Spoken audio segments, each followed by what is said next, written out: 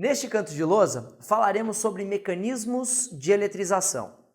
Antes de citar quais são os mecanismos e estudar um deles, nós vamos falar sobre a característica dos corpos eletrizados ou de um corpo neutro. Então vamos lá. Primeiramente, um corpo neutro é aquele cujo número de prótons é igual ao número de elétrons, ou seja, este corpo possui o número de partículas portadoras positivas igual ao número de partículas portadoras negativas. Por isso ele é dito neutro. Agora, um corpo eletrizado positivamente é aquele cujo número de prótons é maior do que o número de elétrons, ou ainda, o número de partículas portadoras positivas é maior do que o número de partículas portadoras negativas. A representação pode ser feita desta forma, considerando que o mesmo seja positivo. Analogamente, temos um corpo eletrizado negativamente, em que o número de elétrons é maior do que o número de prótons, ou ainda, o número de partículas portadoras de cargas negativas é maior do que o número de partículas portadoras positivas. E a representação pode ser feita desta forma, considerando que o corpo é negativo.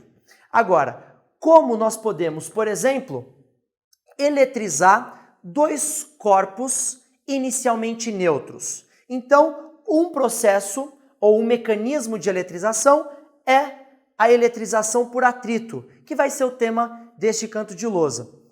Vejam, eu montei um esqueminha aqui em que eu tenho uma barra de vidro e uma porção de lã, ambos inicialmente neutros.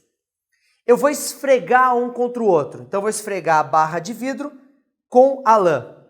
Após o atrito, ou seja, após esfregar esses dois corpos, é nítido que o vidro fica eletrizado positivamente e a lã fica eletrizado negativamente. Agora, como ocorre esse processo? Então veja, inicialmente nós tínhamos dois corpos neutros, ou seja, o número de prótons era igual ao número de elétrons.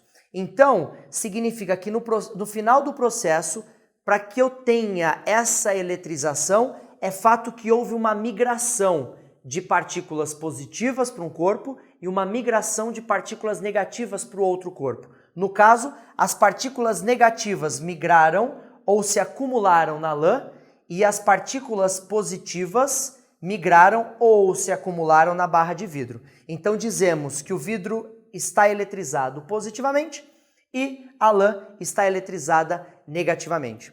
Esse é um processo, esse é um mecanismo que é possível eletrizar quaisquer corpos que estejam inicialmente neutros.